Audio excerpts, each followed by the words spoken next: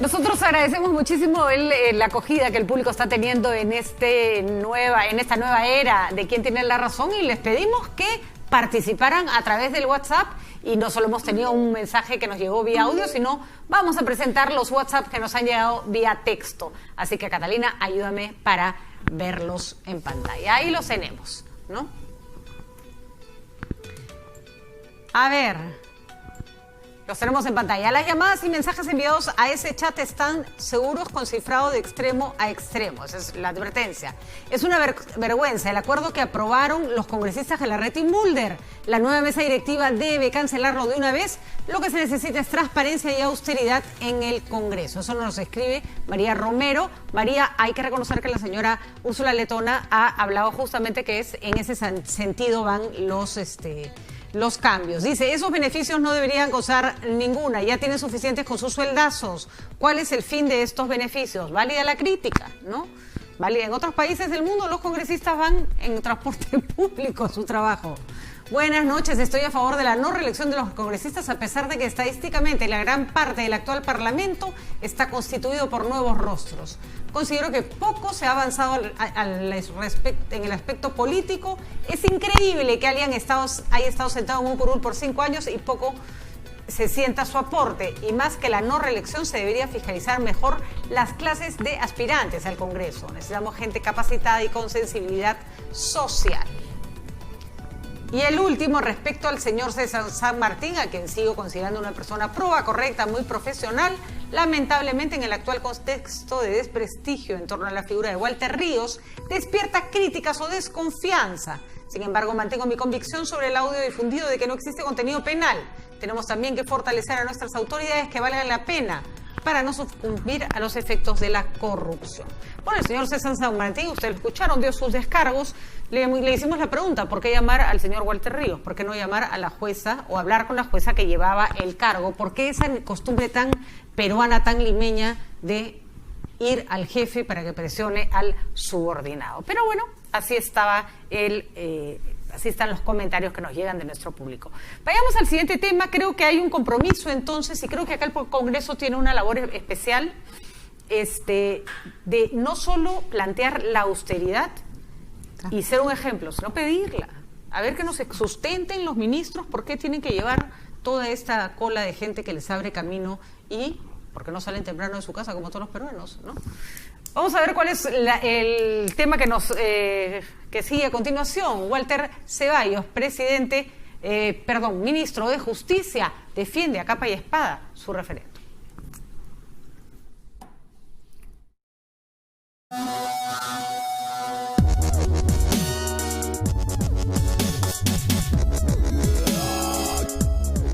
A raíz del referéndum propuesto por el presidente de la República, Martín Vizcarra, el ministro de Justicia, Vicente Ceballos, afirmó que el Ejecutivo busca que se apruebe su propuesta original y que, de distorsionarse, insistirán a través de la recolección de firmas del 10% de ciudadanos.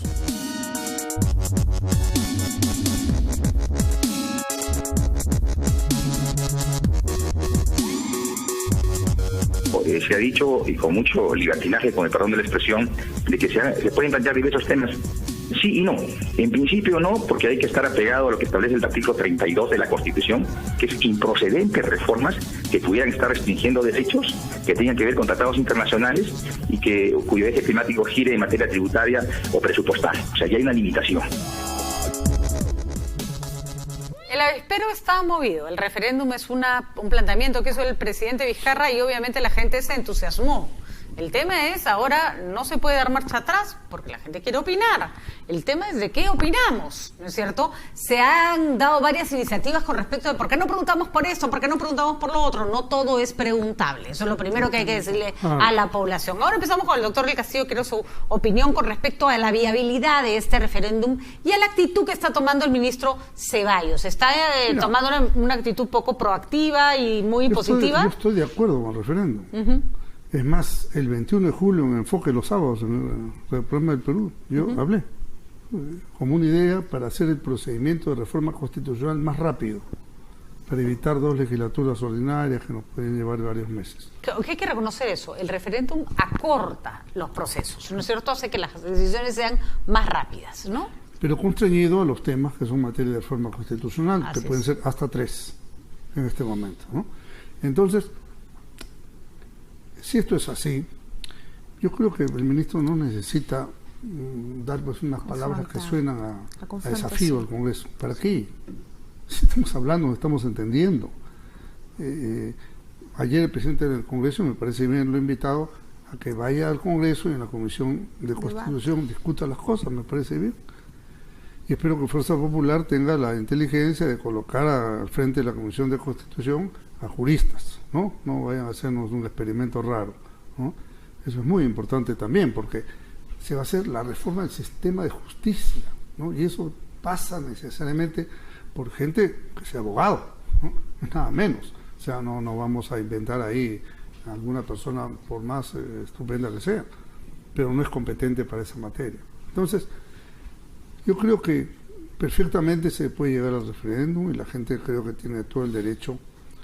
Y decir, vamos a sacar tantas firmas, 10%, ese es un desafío absolutamente innecesario. Salvo que se quiera hacer politiquería del tema, ¿no? Y eso es además una medida extrema en caso se te bloquee todo de manera irracional. Nadie le ha dicho, y me parece que no estamos ahí, ¿no? Lo máximo que han dicho, hay que poner otras preguntas. Bueno, no se descartaba la pena de muerte porque no se puede, descartado el otro porque tampoco se puede o no se debe. Y yo que sé, el tema de la reforma política no es necesario meterlo en referéndum. Ese ha sido el nivel de discusión hasta este momento. Nadie ha dicho no a muerte, ¿no? De ninguna manera. Al revés, estamos a favor. Es como cuando lanzas una piedrita con una onda y alguien te responde con un bazucazo, pues, ¿no? O sea, todavía no estamos en ese tema de la discusión. Sí. Congresista Letona, las probabilidades de que efectivamente la propuesta sea viable, pero que no se convierta en una suerte de tren interprovincial, ¿no? Un tren bala en el que le vamos colgando todas las cosas habidas y por haber que desmerecerían un referéndum. Claro, ¿no? yo en la misma línea de lo manifestado por el congresista del Castillo, creo que la actitud del ministro de confrontar al Congreso, de menospreciar el trabajo, el debate necesario que debe haber el Congreso, es un pésimo inicio de su gestión. Yo creo que lo debería llevar a una reflexión. Nosotros no somos una mesa de partes. Nosotros somos un parlamento y tenemos la obligación constitucional de debatir. Y en ese sentido, esperamos que los proyectos de ley lleguen, como lo han hecho el día de ayer. El presidente del Congreso inmediatamente ha cursado los oficios a las instituciones que él considera competentes para ir avanzando, y nosotros lo que queremos es aportar. Esta debe ser la reforma más trascendente de las últimas décadas, y condenarnos a simplemente tramitar al gusto del Poder Ejecutivo o a iniciativa del Poder Ejecutivo una reforma de este tipo es renunciar a las prerrogativas constitucionales que tenemos. Yo lo invito al ministro a reflexionar. Su actitud no es buena, no es positiva. Acá tenemos que trabajar juntos, el Poder Ejecutivo, el Poder Legislativo, el Poder Judicial, la academia, los expertos, en un plazo muy breve para ir a un referéndum ya con la norma debidamente aprobada. Hay dos aspectos del referéndum que son importantes. La necesidad de que se apruebe algo urgente. Sí. El Consejo Nacional de Magistratura se cae de Maduro. Y también hay una parte más sutil, que es, bueno, yo reformo vía referéndum lo que ustedes no reformaron vía parlamento. Y el financiamiento privado de campañas de partidos políticos es tal vez, no ha pasado un poco desapercibido, pero es esa especie como de taquito o de codazo que le mete el Ejecutivo al Legislativo. Tú no lo hiciste, lo hacemos así. Y tiene razón. Nosotros tenemos un proyecto de ley justamente de regulación del financiamiento de campaña. O sea, las campañas políticas nacionales deben ser cubiertas por el Estado. Porque entre el 80 y el 90% del costo de campaña es radio y televisión, de señal abierta. Entonces, esa voracidad tarifaria que existe impulsa a que saquen la plata de bajo tierra. Así es. Por más controles que le ponga la OMP, la UIF y lo que quieras, todo eso existía y Odebrecht filtraba la plata. Y millones, no vamos a ver cifras pequeñas, millones. Nadie las detectó. Si no ha pasado lo que pasaba, nadie se da cuenta. Bueno, que por la Bajato ya ni siquiera debiera ser una discusión, el control de los privados, ¿no? Sobre los partidos políticos. Yo le he pasado al señor presidente una carta diciendo, señor, acá está nuestro proyecto. ¿no? Ya lo hemos discutido, lo hemos analizado, tome usted en cuenta lo que considere conveniente. Igualmente el tema de los jubilados, ¿no? Fíjate esta cosa curiosa. En octubre nosotros presentamos un proyecto idéntico, allanándose a la ONP a los juicios. Bueno, la PCM, Economía y Finanzas, Ministerio de Trabajo y Ministerio de Justicia han dicho que el proyecto no es viable. Ahora, ¿cómo vamos a hacer para cambiar ante la idea del presidente? ¿Se dan cuenta? Ellos dicen que no es viable. Ahora el presidente lanza la misma idea, exactamente la misma idea, van a tener que hacer un volantín en el aire para decir que sí es viable. En fin, nosotros tenemos la idea de que creo que el tema hay que discutirlo en el Congreso. Del Congreso no necesariamente tiene que salir pues calco y copia de lo que plantea el Ejecutivo, no necesariamente, si no seríamos una mesa de partes, efectivamente.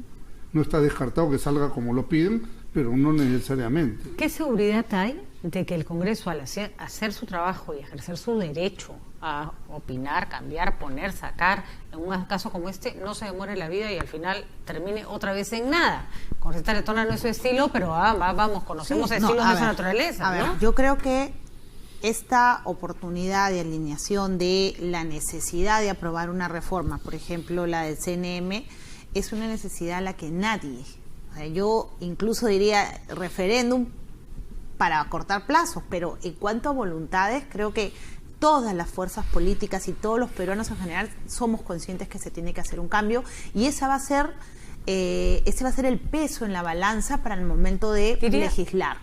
Y en cuanto a los otros dos temas, yo creo que es bien importante partir de una premisa. En el tema del CNM, en el Congreso, durante el último año, todas las fuerzas políticas hemos trabajado un predictamen que tuvo hasta 5 versiones. Y conversa muchísimo con una reforma integral del CNM, que al final, nuevamente, por tiempo no pudo aprobarse y por falta de consenso.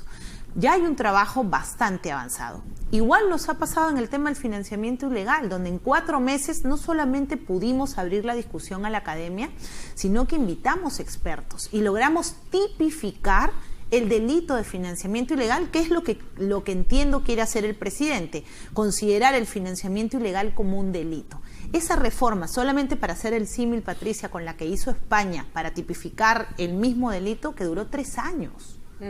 Entonces, sí, yo quisiera, y yo sé que puede sonar impopular, que a veces el día a día nos come, pero yo creo que si nosotros no somos capaces de dar el siguiente paso de aprobación, que es netamente generación de consenso, entonces ahí sí vamos a estar en una situación mucho más expuesta que la actual.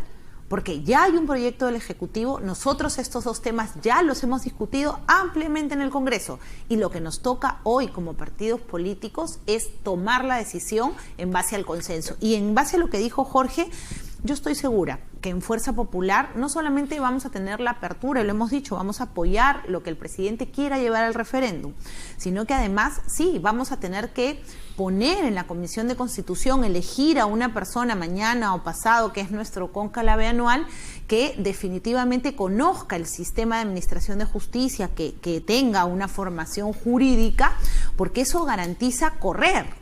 Porque hoy necesitamos correr. Y a esta fórmula hay que además sumarle la pata de la mesa del Poder Judicial, que no se quiere quedar fuera de la reforma. En realidad es que no se puede quedar. No se puede quedar. No se puede quedar. Hay que escucharlos y hay que, nuevamente, el Congreso va a ser este gran árbitro que va a poder unificar lo que quiere el Poder Ejecutivo. Perdóname, Úrsula, la propuesta del Ejecutivo en cuanto al Consejo de la Magistratura tampoco no es la mejor. Era muy mala. Pero esta que ha presentado, mira, a ver, el nuevo Consejo ¿quién es? Presidente del Poder Judicial, Fiscal de la Nación, Presidente del Tribunal Constitucional, Defensor del Pueblo y Contralor de la República. ¿Son sus funciones constitucionales? Ninguno. Segundo, ¿tienen tiempo para dedicarse a hacer nombramientos, ratificaciones, evaluaciones y ahora revisar todos los nombramientos de los últimos años? Bien difícil. Entonces, posiblemente se quede esta tara que está en el Poder Judicial de tener jueces suplentes, ¿no? Demasiado tiempo, que es una fuente de corrupción. Creo que lo que está pidiendo la ciudadanía, más allá de cuál es la fórmula perfecta que encuentren, que sea rápida y que sea claro. Y creo que no se va a solucionar todo, pero algunas cosas sí se pueden solucionar. Pero terminamos el programa escuchando otro de los comentarios de nuestros oyentes que nos manda un audio por WhatsApp. A ver, ¿qué dice? Patricia, te estoy viendo como siempre, te felicito. Y fíjate, las circulinas, las liebres, deberían ser únicamente para las ambulancias. Las ambulancias no les da pase nadie. Nadie. ¿Cuánta gente se morirá en el camino, en los semáforos? Sin embargo, viene la liebre con los congresistas, ministros, y pucha madre, que todos tienen que abrirse, porque las mismas motos te mandan hacia la vereda. Y las ambulancias es una cosa terrible. Deberían haber ambulancias aéreas, deberían haber helicópteros. A mí francamente me desespera ver las ambulancias tocando la sirena y que nadie pueda abrir paso. Nos quedamos con la reflexión de Ana María Gamarra. Hay que precisar que los congresistas no tenemos esa movilidad. No. Son los directivos, que son 4 personas. Así es. Los demás. Pero además súmele a eso. Yo, por ejemplo, manejo mi carro. Otros poderes del Estado. Y lo manejas tú. Y los ministros, y yo estoy con Ana María Gamarra. Si se necesita Tiene razón, señora. Una liebre, que se la pongan a una ambulancia, cualquier policía que está ahí debería ponerse delante de la ambulancia y abrirle camino. Eso sería lo más lógico del mundo. Así que les agradezco la voluntad, porque de verdad, voluntad hay, tiempo no. Y lo único que les queda que les queda ponerse de acuerdo. Hemos estado entonces con los congresistas Jorge del Castillo, Úrsula Letón, el juez San Martín también dio sus descargos en este programa. Seguiremos analizando el tema. Ha sido un primer programa realmente fascinante. Agradezco. Mandarle un saludo a mi nieta Constanza, que hoy día cumple 7 años. Constanza, que yo la conozco además. Un saludo para Constanza. Muy bien, muchísimas gracias al abuelo Chocho, y nosotros nos despedimos. Mañana de nuevo nos encontramos en Quién Tiene la Razón. Nos dejamos con Josefina Tausi.